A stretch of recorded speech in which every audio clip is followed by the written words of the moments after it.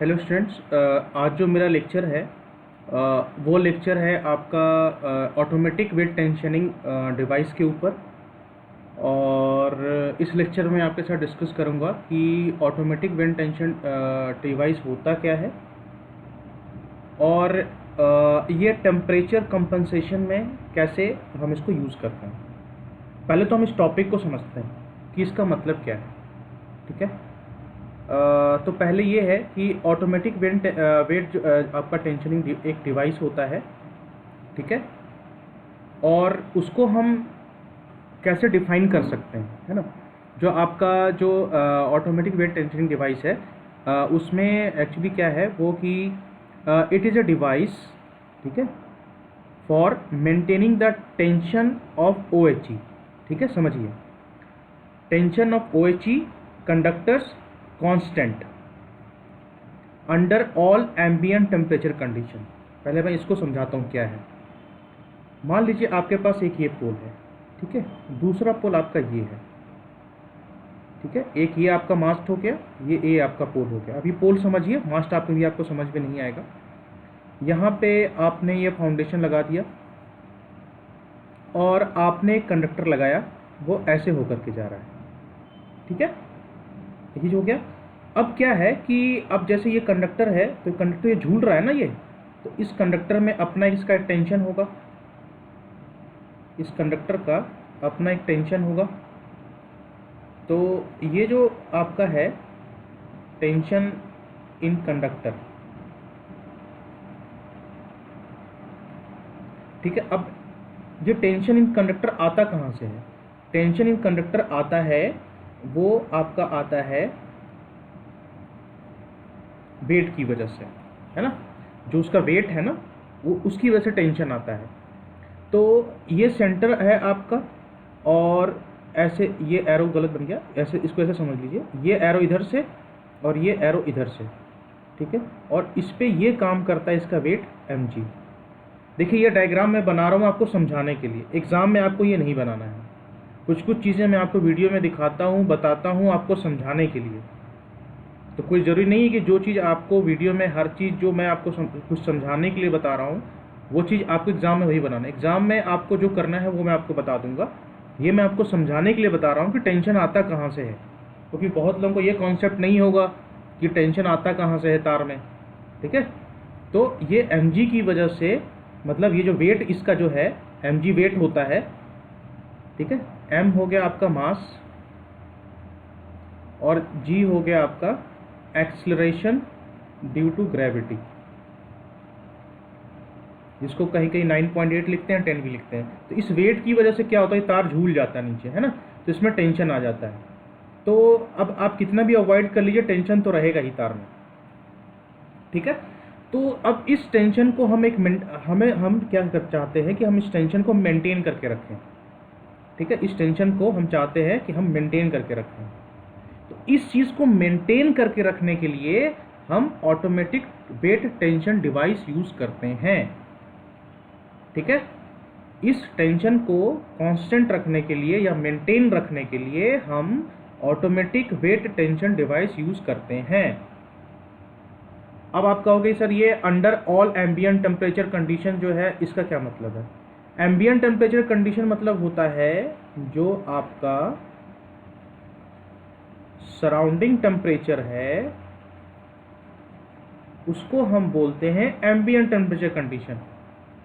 तो आप बोलोगे सर आप वही ये लिख देते, एम्बिएंट क्यों वर्ड यूज़ कर दिया? इसलिए क्योंकि ये स्टैंडर्ड आपका सेंटेंस बनता है। अगर आप आंसर में ये सब वर्ड यूज़ करोगे तो आपको नंबर अच्छे मिलेंगे। मेरा मेन मोटिव ये होता है कि जब आप आंसर लिखो तो उसमें कुछ टर्म यूज़ करो जिससे कि जो कॉपी चेक कर रहा है उसको समझ में आए कि हाँ आपको कुछ पता है, ठीक है। नहीं तो फ़र्क क्या रह जाएगा बाकियों में और आप लोगों के आंसर में, ठीक है। तो ऑटोमेटिक टेंशन डिवाइस क्या होता है? अ डिवाइस फॉर मेंटेनिंग टेंशन। अब टेंशन मैंने बता दिया क्या होता है, टेंशन वेट की वजह से होता है, ऑफ OHE कंडक्टर। OHE मतलब ओवरहेड इक्विपमेंट कंडक्टर। कांस्टेंट मतलब एक पर्टिकुलर वैल्यू को मेंटेन, कांस्टेंट मतलब क्या होता है, पर्टिकुलर वैल्यू को मेंटेन करने के लिए। Under all surrounding temperature condition. अगर आपको एम्बिएंट टेम्परेचर नहीं याद हो रहा है तो सराउंडिंग टेम्परेचर कंडीशन लिख दीजिए, कोई इशू नहीं है उसमें, ठीक है। जिनको ये सेंटेंस समझ में आ रहा है वो इस सेंटेंस को लिखें, अगर नहीं समझ में आ रहा है एम्बिएंट टेम्परेचर तो सराउंडिंग टेम्परेचर कंडीशन लिख दीजिए, बस, और कुछ नहीं करना है इसमें, ठीक है। तो ये है आपका ऑटोमेटिक वेट टेंशनिंग डिवाइस का डेफिनेशन। अगर कोई ठीक है, अगर कोई पूछेगा what is weight tensioning device, तो आप ये लिखोगे, आप ये बताओगे कि it is a device for maintaining the tension of OHE conductors constant under all ambient temperature condition और all under surrounding temperature condition, ठीक है। उसके बाद आता है कि हमें ज़रूरत क्यों है इस चीज़ की। हम कोई भी चीज़ अगर हम टेक्निकली यूज़ करते हैं तो हमें पता होना चाहिए कि हम उसको यूज़ क्यों कर रहे हैं, ठीक है। तो उसका मैं आपको बता देता हूँ। पहले मैं ये डायग्राम को रब कर देता हूँ, उसके बाद मैं आपको बताता हूँ।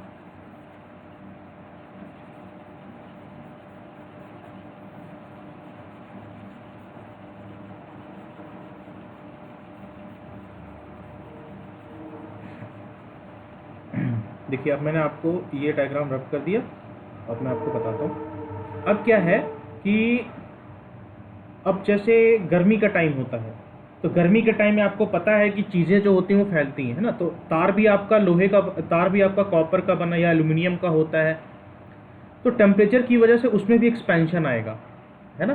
तो क्या होगा कि आपका जो होगा वो तार में एक्सपेंशन होगा, expansion in wire in summer, ठीक है, ड्यू टू हाई टेम्परेचर।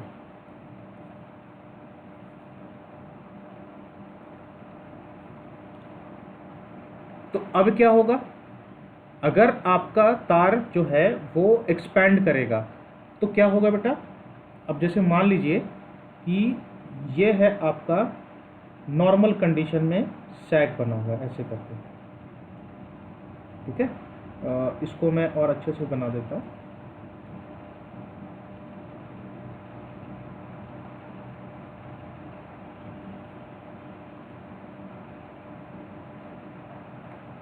मान लीजिए कि नॉर्मल डेज में आपका जो सैग है ये ऐसा है, ठीक है। ये आपका यहाँ पे मास्क लगा हुआ है, पोल है जो उसको आप समझ लीजिए। अब क्या होता है, गर्मी के दिन में, गर्मी के टाइम में क्या होता है, आपका टेम्परेचर होने की वजह से अब इसमें खींचा, अब ये तार फैलेगा तो क्या होता है कि ये तार ऐसा ना रह करके थोड़ा सा इसमें ऐसे डिफॉर्मेशन आ जाता है ऐसे करके, ये है आपका, है ना। तो ये तार जो है और ऐसे नीचे झूल जाएगा, ये ऐसे झूल जाएगा तार आपका। तो आपका क्या हो जाएगा, अब आपका पैंटोग्राफ है, ठीक है। तो पैंटोग्राफ जो आपका है वो तो एक पर्टिकुलर हाइट के लिए डिज़ाइन है, उसको आप थोड़ा एडजस्ट कर सकते हो, लेकिन आपको तो ये पता नहीं होता ना कि किस टाइम पे कितना सैग पड़ा हुआ है तार में।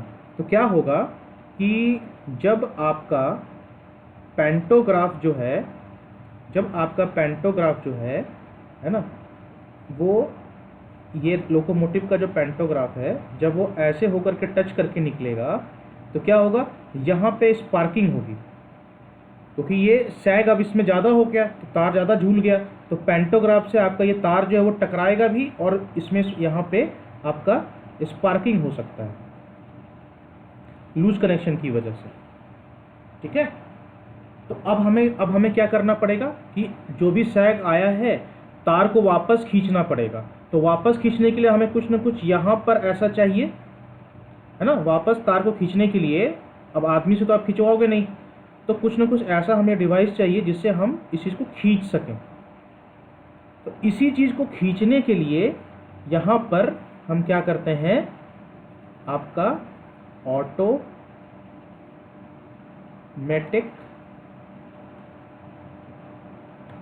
टेंशन डिवाइस यूज़ करते हैं, ठीक है। दोनों साइड यहाँ पे होता है आपका।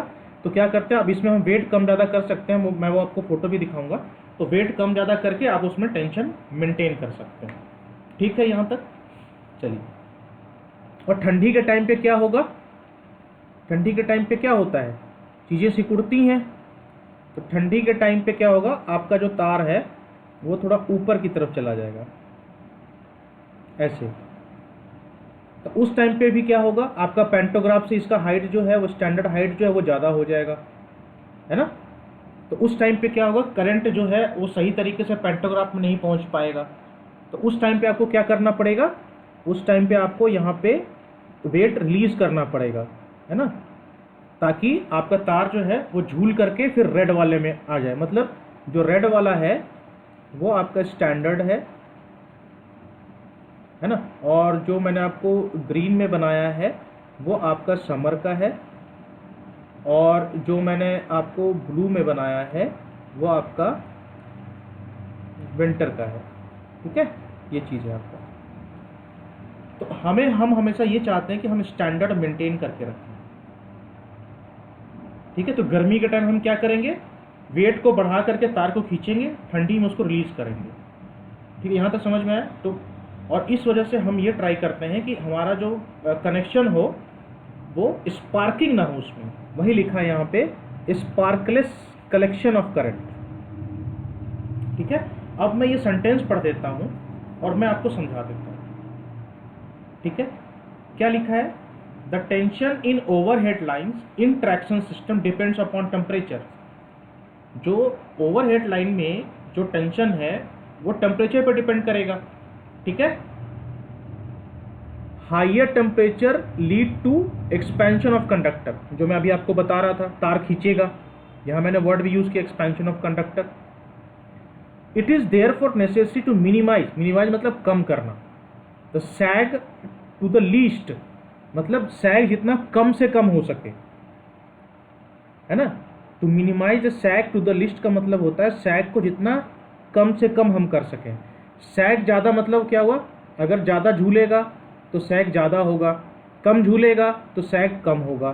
ठीक है, तो हमें क्या करना है कि गर्मी के टाइम जो तार लटक जाता है उसको हमें खींच के ऊपर करना है। इसी खींच के ऊपर करने को हम बोलते हैं सैग टू लिस्ट को, है ना। खींच के ऊपर करना मतलब सैग को कम करना, इसका मतलब ये होता है। Giving more tension to the conductor, this adjustment of tension and sag is done automatically. अब ये ऑटोमेटिकली मतलब क्या हुआ, वेट को कम ज़्यादा करके। टू फैसिलिटेट, अब फैसिलिटेट अगर आपको वर्ड नहीं समझ में आ रहा है तो इसका मतलब समझ लीजिए, मैं यहाँ लिख देता हूँ, फैसिलिटेट। अगर ये नहीं समझ में आ रहा है तो इसके जगह पे आप वर्ड यूज करिए प्रोवाइड। ठीक है, यहाँ लिख सकते हैं, और to provide sparkless collection of current from the overhead line. Overhead line से हमारा जो कलेक्शन ऑफ करंट हो वो स्पार्किंग कम हो।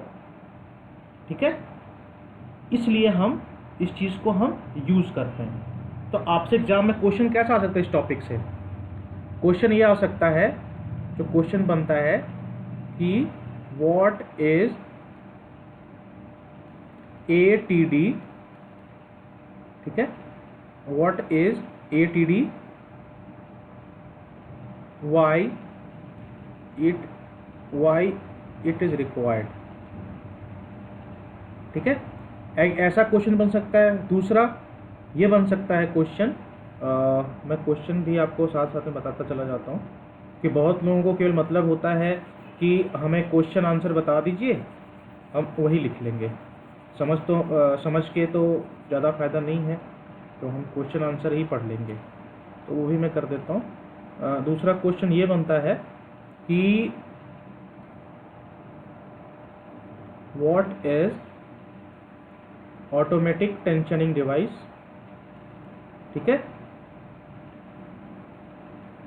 What is the significance.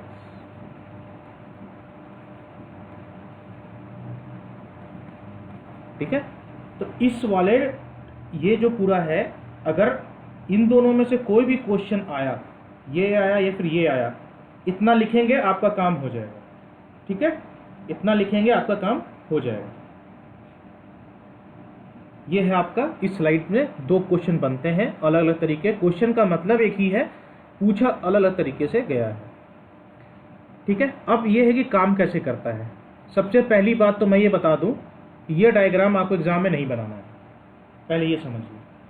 बहुत लोगों को ये कन्फ्यूजन होता है कि डायग्राम कौन सा बनाना है, तो थोड़ा कॉमन भी होता है लॉजिक की कुछ चीज़ें होती हैं वो समझाने के लिए होती हैं, है ना। क्योंकि हर चीज़ अगर मैं ये डायग्राम नहीं दिखाऊं आपको और मैंने अगर ये पढ़ दूं तो आपको समझ में नहीं आएगा। तो कुछ डायग्राम मैं आपको देता हूं आपके समझ के लिए और आपको समझाने के लिए, ठीक है। तो एग्ज़ाम में ये नहीं बनाना है, ठीक है। अगर बना पाते हो ठीक है, वैसे पता है मैक्सिमम लोगों से नहीं बनेगा ये, तो नहीं बनाना, टाइम वेस्ट नहीं करना है, ठीक है।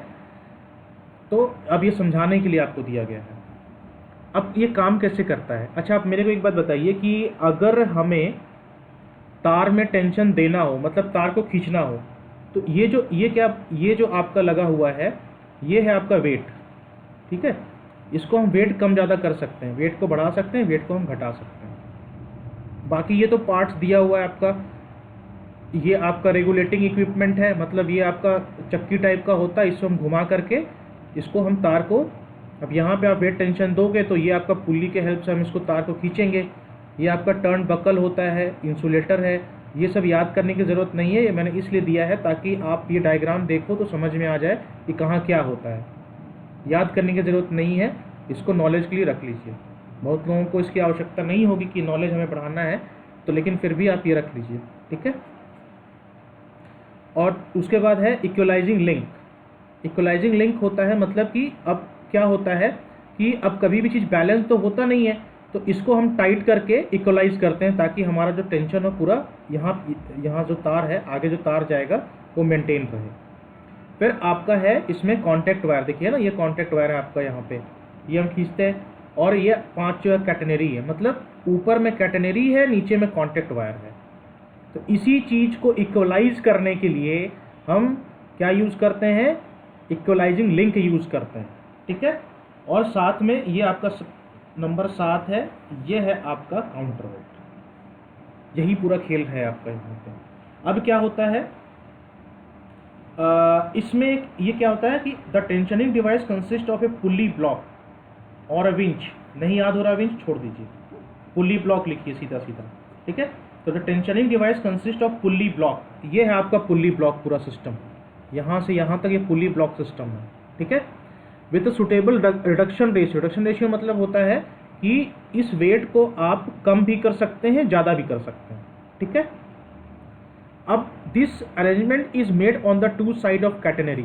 अगर आपको याद होगा, अभी मैंने पिछले स्लाइड में डायग्राम बनाया था आपके लिए कि हमारा ये कैटेनरी है, तो यहाँ भी एक वेट टेंशनिंग डिवाइस होगा और यहाँ भी हमारा वेट टेंशनिंग डिवाइस होगा, ठीक है। यही लिखा है यहाँ पे कि made on two sides of tension catenary and contact wire, है ना। जाहिर सी बात है, एक कैटेनरी वायर होगा आपका, एक टेंशन होगा, एक टेंशन वायर होगा, तो दोनों साइड होता है ये, मतलब पोल के दोनों साइड होता है ये समझ लीजिए इसको। अब क्या होता है कि टेम्परेचर जब वेरी करता है तो अब हम क्या करते हैं, इसको पुल करते हैं। किसी चीज़ पुल करना मतलब होता है खींचना। तो जब आपका टेंशन बढ़ेगा तो हम क्या करते हैं, उसको खींचते हैं। तो इसी चीज़ को खींच करके हम फिर टेंशन मेंटेन कर देते हैं, ठीक है।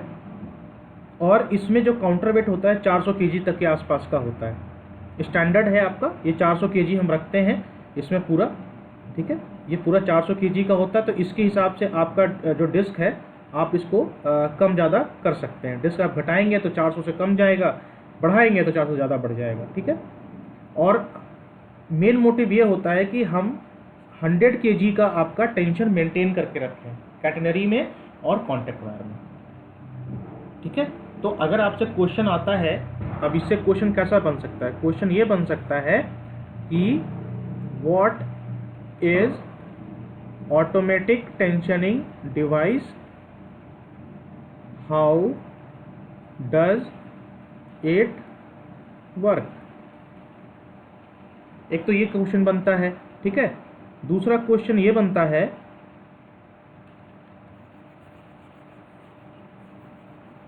दूसरा क्वेश्चन जो है वो मैं बता देता हूँ आपको। दूसरा क्वेश्चन जो बनता है वो ये बनता है what is ATD, okay, how is it used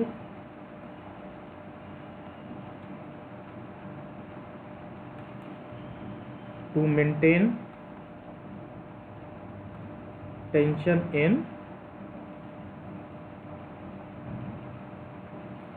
catenary wire, ये वायर लिखा हुआ है, एंड कॉन्टेक्ट वायर।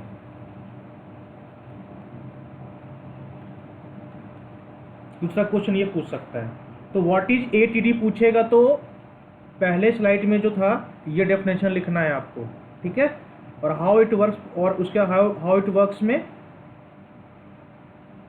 आपका ये लिखना है पूरा, डायग्राम नहीं बनाना, डायग्राम छोड़ दीजिएगा, ठीक है। तो सीधा सीधा इसमें आप, पहले मैं हिंदी में बता देता हूँ, अंग्रेजी लिखी हुई है यहाँ पे। एक इसमें क्या होता है कि आपका पुल्ली ब्लॉक होता है, पुल्ली ब्लॉक के हेल्प से हम लोग इसको, तार को खींचते हैं ताकि उसमें टेंशन मेंटेन रहे, और ये जो होता है वो दोनों साइड होता है, कॉन्टेक्ट वायर और कैटेनरी वायर के दोनों साइड में होता है, ठीक है। मतलब जो एक आपका पोल हो गया, ये पोल के इधर भी होगा और पोल के इधर भी होगा, ये ऐसे करके ये आपका ऐसे करके आपका जो वायर बनता है ये ठीक है। उसके बाद इसमें ये 400 केजी का होता है, और हमारा मेन मोटिव होता है कि हम इसमें 100 केजी का टेंशन हम मेंटेन करके रखें। तो इस स्लाइड से ये क्वेश्चन बनता है। नेक्स्ट है आपका एडवांटेज क्या है automatic weight tension device and temperature compensation का। तो इससे क्वेश्चन बनता है कि अब इससे भी एक और क्वेश्चन बनता है, क्वेश्चन वही रिपीट होगा, पहले आपसे पूछेगा कि व्हाट इज एटीडी, ठीक है, उसके बाद आएगा मेंशन इट्स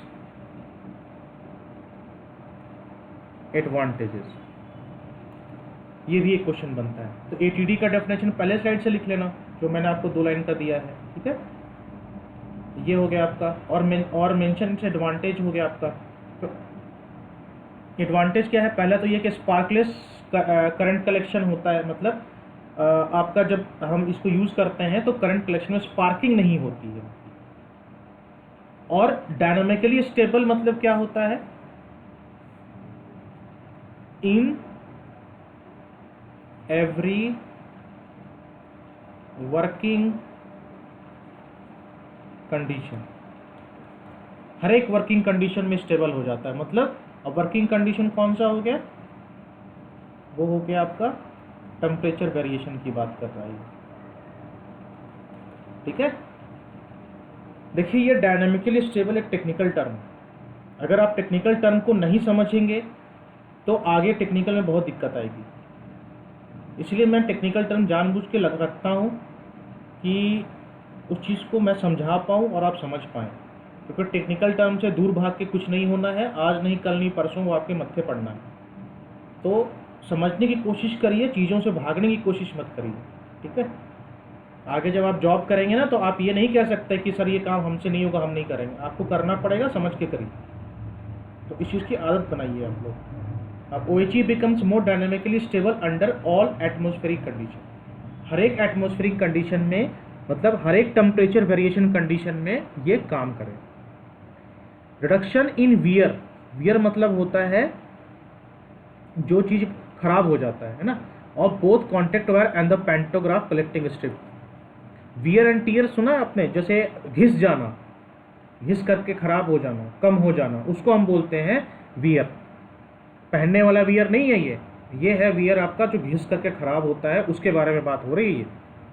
तो ये क्या करता है, आपका जो contact wire pantograph collecting strip की वजह से जो घर्षण होता है ना, जो घर्षण होता है, घर्षण होने की वजह से जो चीज़ें घिस करके खराब हो जाती हैं, उस चीज़ को रोकता है ये। जाहिर सी बात है बेटा, अब आपका ये देखिए पैंटोग्राफ है, ये आपका कॉन्टेक्ट वायर है, और आपका मान लीजिए पैंटोग्राफ ऐसे करके है ना। तो अगर मान लीजिए कि ज़्यादा तार झूल जाएगा तो घर्षण ज़्यादा होगी, तो घर्षण ज़्यादा होगी तो आपका क्या होगा, वियर मोर होगा, मोर वियर होगा आपका, है ना। तो इसमें क्या होता है आपका, अगर वियर समझ में नहीं आ रहा है तो वर्ड यूज कर लीजिए डैमेज, ठीक है, ये वर्ड यूज कर लीजिए। Creep of conductor with passage of time is automatically taken up by tensioning device. अब आप बोलोगे सर इतना बड़ा टेक्निकल सेंटेंस है क्रीप ऑफ कंडक्टर, ये समझना पड़ेगा आपको। आप यहाँ ये नहीं कह सकते कि सर ये सेंटेंस समझ में नहीं आ रहा है, इसको हम क्या करें। मैं आपको समझा रहा हूँ, चीज़ों को समझिए। मैंने आपको पहले भी कहा था ये बहुत प्रैक्टिकल सब्जेक्ट है और टेक्निकल टर्म आपको मिलेगा ही मिलेगा। अब टेक्निकल टर्म से दूर भागेंगे तो कुछ नहीं होना है। क्रीप ऑफ कंडक्टर होता है कंडक्टर का झूल जाना, कंडक्टर का झूल जाना। अब आप बोलोगे सर ये क्यों होता है, इसलिए कि जैसे एक बात मैं बताता हूँ, जैसे कॉमन एग्जांपल, हम कपड़े खरीदते हैं ना, तो कपड़ा जब आप नया नया खरीदते हो तो कितना टाइट रहता है ना, फिटिंग आती है पूरी। और जब कपड़ा आप धुलना शुरू करते हो धीमे धीमे क्या होता है, कपड़ा फैल जाता है ना, नहीं कहते कपड़ा खराब हो गया है, वो बहुत लूज हो रहा है ना। तो वैसे तो वैसे ही कंडक्टर में भी होता है। आप कंडक्टर लगा के छोड़ दिए हो, उस पर धूप भी पड़ रहा है, पानी भी पड़ रहा है, अगर आंधी आ रही है वो भी सह रहा है, तो इन सबको सहते क्या वो एक झूलना शुरू हो जाता है ऑटोमेटिकली, उसके अंदर झूलने वाली क्वालिटी आ जाती है। मतलब कि आपके नहीं चाहते हुए भी, अगर मान लीजिए कि आपने वायर को ऐसे लगाया है, ठीक है, और क्रीप होने से क्या होता है, वो थोड़ा सा झूल जाता है पुराना होने के बाद, जैसे हमारा कपड़ा फैल जाता है झूलने के बाद, ठीक है। ये है आपका क्रीप, तो ये होता है। तो अब क्या क्रीप आ गया, अब ऐसा थोड़े क्रीप आ गया तो अब आप तार हटा दोगे, पॉसिबल नहीं है। क्यों? क्योंकि आप एक बार इंस्टॉल कर दिए हो और इतनी सारी ट्रेनें जा रही हैं, अब आपको तार हटाना है तो पहले तो आप शट डाउन लो, सारी ट्रेनों को रुकवाओ पहले एक टाइम के लिए, फिर हटाओ, तो लंबा काम होता है। तो उस चीज़ को हटाने के लिए फिर हम क्या करते हैं, टेंशनिंग डिवाइस यूज़ करते हैं। तो क्रीप के अकॉर्डिंग फिर क्या करो, आप यहाँ पे वेट बढ़ाना शुरू कर दो, वेट बढ़ाओगे तो ये तार फिर ऊपर खींच जाएगा, तो फिर वही का वही हो जाएगा, ठीक है। तो ये है क्रीप ऑफ कंडक्टर। क्रीप मतलब होता है झूल जाना। अब देखिए इसको